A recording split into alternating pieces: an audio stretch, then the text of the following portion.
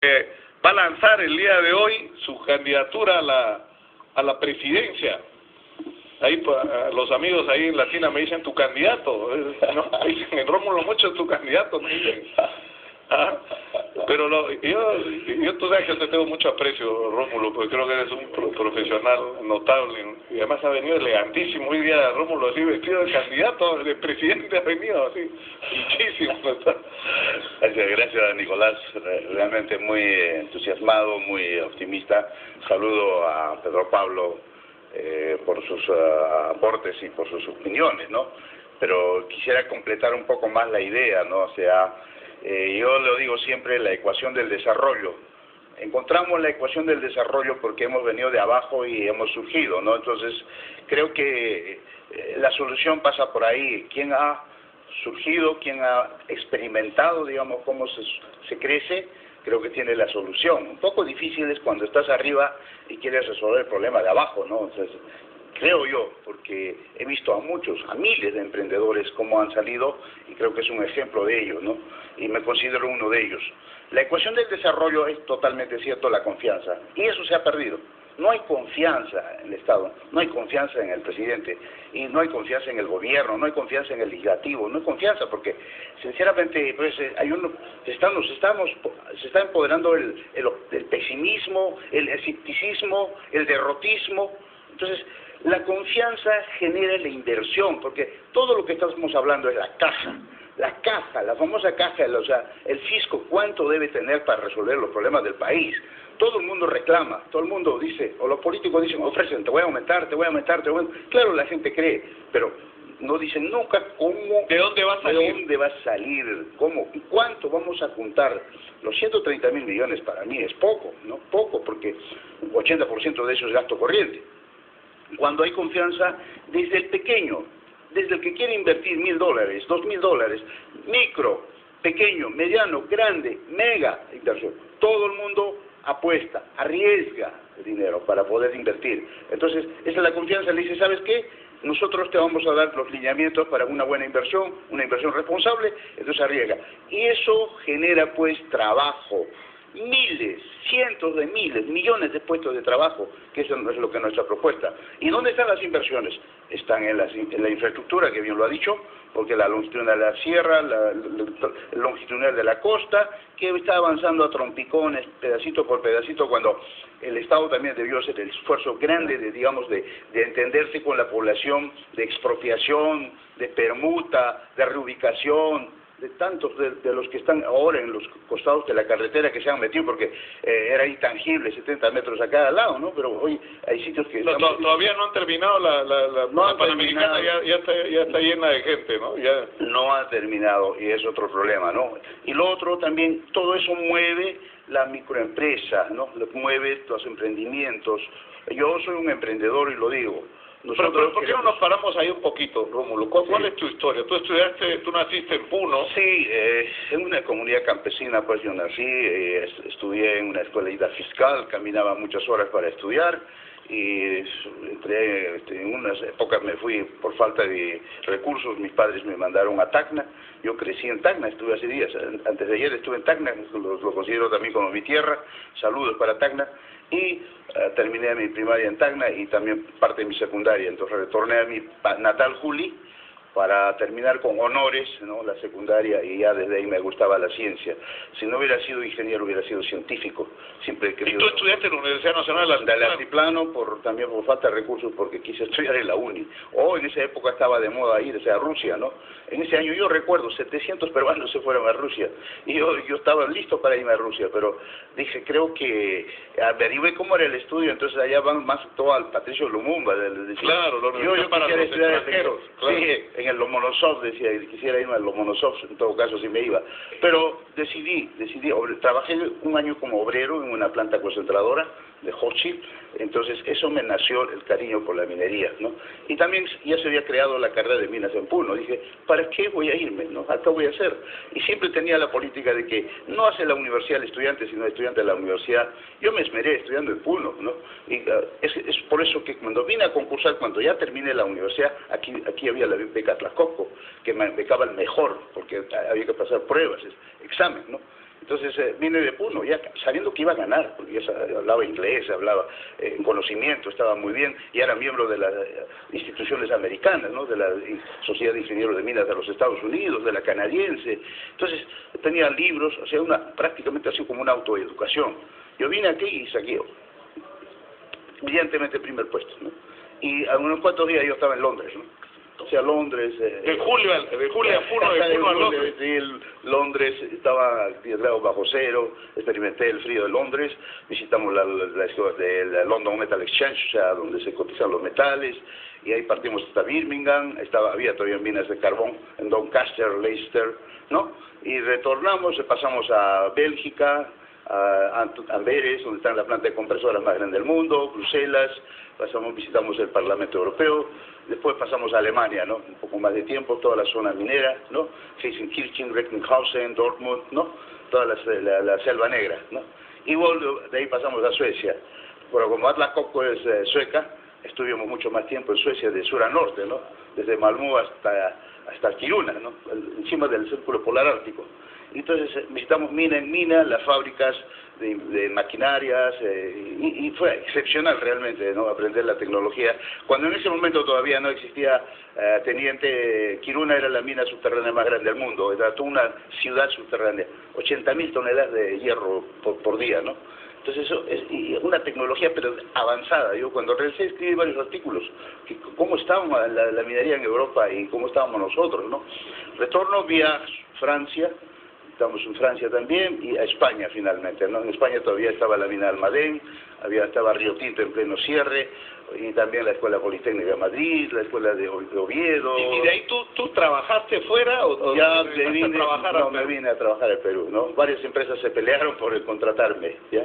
Yo elegí una que estaba en el sur, ¿no? Y no duré mucho tiempo porque en esa época arrancó Tintaya, que era probablemente el proyecto minero más grande de esa década, ¿no? Que no era comparado con los actuales proyectos, pero era importante. Pero porque para esa época era importante. Entonces, eso también para mí fue una maravilla porque aprendí a ver cómo se abre una mina, ¿no? Como desde cero. Tú ves el cerro enterito y cómo entras con tractores para el desbroce, la planeación, el armado de las máquinas.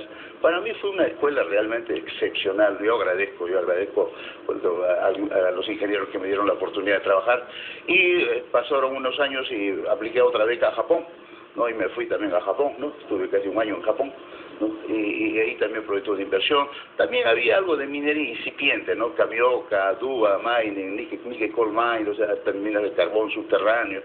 Así que una experiencia maravillosa realmente. Después volví nuevamente a Tintaya a retomar mi puesto, y algunos conflictos que he tenido me retiré, ¿no? Me vine acá en Daichao, está en plena construcción, me trajeron y de ahí me fui a Pasto Bueno, la mina de tungsteno, una de las más famosas del mundo. El Pasto Bueno, allá a casi 5.000 metros, entre La Libertad y Ancash, ¿no? Estuve muchos años ahí, vino el terrorismo, ¿no? Casi nos mata a todos, escapamos, ¿no? Estaba en plena ebullición del terrorismo, estoy hablando desde el año 87. Entonces retorné a mi natal Puno, estaba unos meses y me puse a enseñar en la universidad hasta que me llegó un llamado de Cementos Pacasmayo. Cementos Pacasmayo, te necesitamos, me dije, me voy al norte nuevamente, ¿no? Y estuve ahí 13 años en Cementos Pacasmayo. Así que ahí me realicé mucho más porque... Pero después de eso tú has creado tu propia empresa. Claro, después. Y estando en Pacasmayo, bueno, empiezo, gracias a don Luis, que en paz descanse, don Luis Hochi, ¿no? Viajé bastante. Viajé a Australia, viajé a Japón, viajé a Europa, hicimos compra de máquinas, por eso hicimos nuestra hidroeléctrica, aprendí mucho más.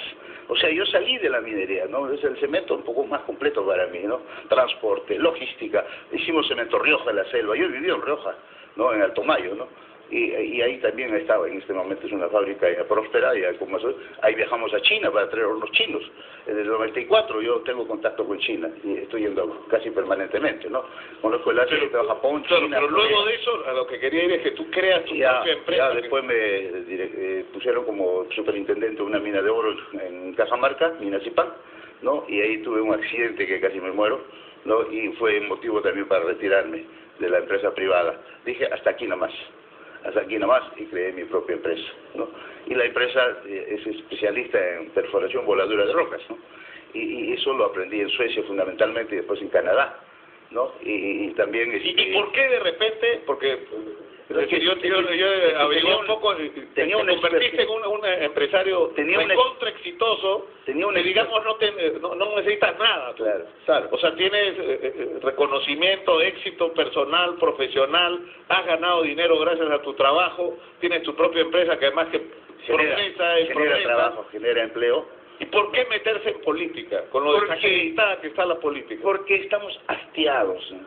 Mira, Platón decía, o Arnold Toynbee también casi lo mismo, ¿no? Que si te rehusas en participar en política, resígnate a que serás gobernado por seres incapaces, inferiores a ti, dice, pues, esa es la verdad.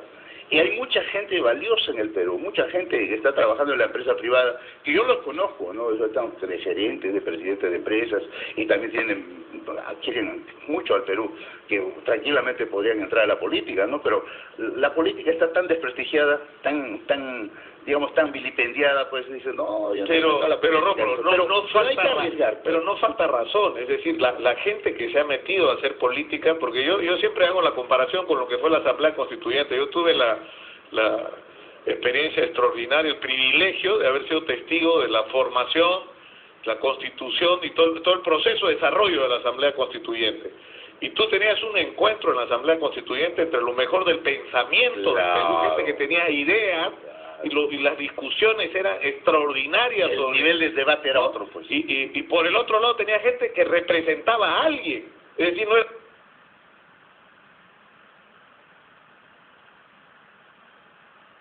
los campesinos, de los maestros, verdaderos representantes de la sociedad, que traían los problemas de la sociedad al escenario del Parlamento y que se encontraban con la gente que tenía las ideas, digamos, para resolver los problemas. Ahora, eso no queda nada, ahora son lobistas, robacables, o sea, es una mezcla, es patético. Como muchos dicen, el peor congreso de la historia, ¿no? Bueno, algo más quiero terminar. Yo tuve oportunidad de trabajar en Estados Unidos, me ofrecieron 2 veces.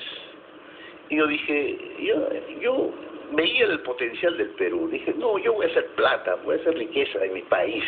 Acá todo está por hacerse, siempre digo, todo por hacerse. Entonces, fue uno de los motivos. No, gracias, ¿no? Pero viajo constantemente allí al país del norte, a Canadá, conozco casi de los 50, casi 30 estados de Estados Unidos, casi todas las provincias de Canadá. O sea, soy un tipo afortunado, un ciudadano afortunado, que me invitan ahora a dar charlas, he dado charlas en Berlín, en Beijing, en Tianjin, en Toronto, tantas veces en Denver, en Melbourne. O sea, yo realmente me he vuelto a decir un referente minero, no solamente peruano, internacional, ¿no? O sea, a mí me invitan, ¿no? Ahora, tú vienes, de alguna manera, eres un hijo de la minería, digamos, ¿no? Que es un hijo de agricultores convertido en minero. Y ese es el gran tema en este momento, es decir, y el resumen de ese tema es lo que está pasando en el río Tambo. Es decir, este temor que tienen los agricultores, que a mí me parece absolutamente legítimo, de preocuparse por si es posible o no que se desarrolle un proyecto minero como el que se pretende con Tiamarí y la Tapada en una zona agrícola. Es decir, todo ese conflicto que se ha generado ahí, que se ha resuelto hasta ahora de la peor manera, porque mal manejado, mal informado.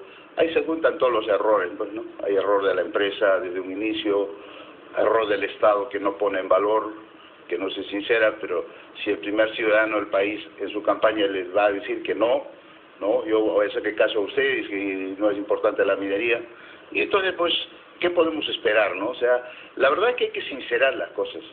Yo como tecnólogo pues aseguro, sostengo que no va a impactar, no va a afectar al valle, no va a afectar. Apuesto mi vida, lo he dicho. Yo he ido acá está la presentación que... Claro, pero el problema es que Humala dijo no y nunca más volvió a aparecer. Faco Cachacara sacó 70% de los votos y nunca más volvió. Gran trabajo es eso hoy día, ¿no?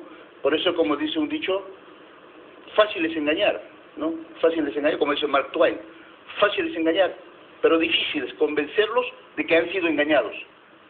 Y eso va a ser fatal en los años que vienen, porque inyectado un importante monto de capital, desarrollo, trabajo, puestos, y eso si hablamos en economía, pues se traduce en puntos porcentuales del crecimiento. ¿Por qué está pidiendo hoy el gobierno facultades para legislar en materia económica, en materia de seguridad ciudadana? Seguridad ciudadana porque no se cumple la ley. Y segundo, porque sencillamente salía Conga en 2011, que hoy estaría produciendo, y Tía María, que arrancó el problema en el 2009, mira, Conga es 1%, Tía María es casi 0.4%, 1.4% de crecimiento. Y eso ponía en valor otros proyectos, pero no solo de la mina, porque hay que hacer infraestructura, hay que hacer construcción, hay que... Claro, pero por ejemplo, mira, yo estuve en Islay, y lo que es increíble es, primero llegas y hay un tema con el agua, que no sé cuántos años tienen esperando el tema del agua en el Valle del Tambo y no lo resuelven.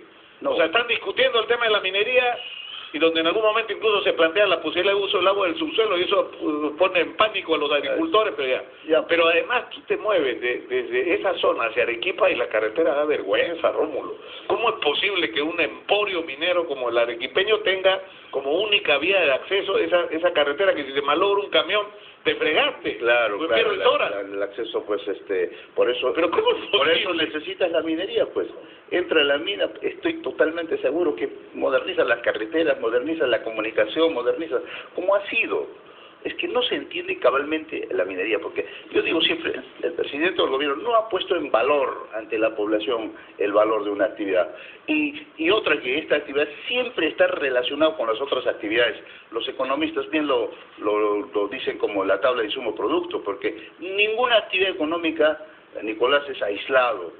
La minería mueve, el agro mueve, la industria mueve, el comercio mueve. Yo te pediría, Rómulo, si tienes tiempo, que vayamos a la pausa, regresemos para que resumas tus propuestas, porque luego vamos a hablar sobre lo que está pasando en Tumán. La situación en Tumán es gravísima. Vamos a tener una comunicación sobre lo que está ocurriendo ahí. Ya estamos en el punto de bloqueo de carreteras, ya en lo que lamentablemente termina en el país los conflictos sociales. Y lo más increíble es que termina el conflicto y le dan la razón a los que protestan. Vamos a la pausa y regresamos.